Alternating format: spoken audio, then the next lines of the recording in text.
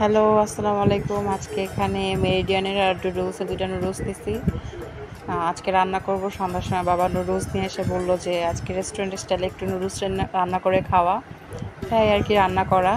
তো এর জন্য আপনাদের সাথে শেয়ার করা।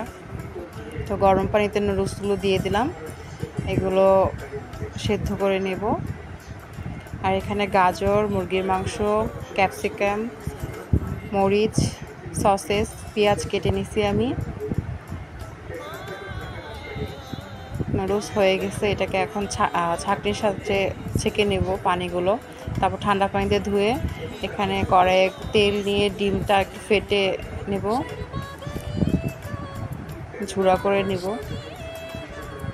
ঝুড়া করে দেন এখানে পেঁয়াজটা আগে দেওয়ার ট্রাই করবেন, বাট আমি সবগুলো একসাথেই দিয়েছি। সব উপকরণ একসাথে দিয়ে তারপর এটাকে ভালো মতো ভাজবো।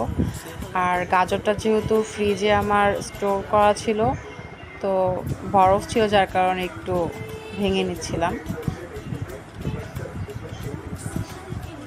টমেটো সস, সয়া সস, আর এখানে নুডলসের মশলাটা দিয়ে দিলাম,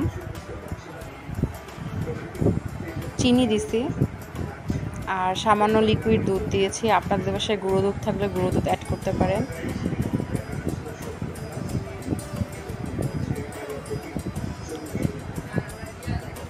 লবণটা আপনাদের স্বাদ মতো দিবেন,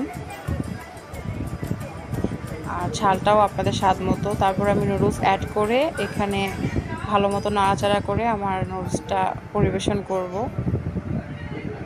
তো বাসার সবাই আমাকে বললো যে নুডলসটা খুব মজা হয়েছে, তো আপনারা ট্রাই করে দেখবেন। আল্লাহ হাফেজ।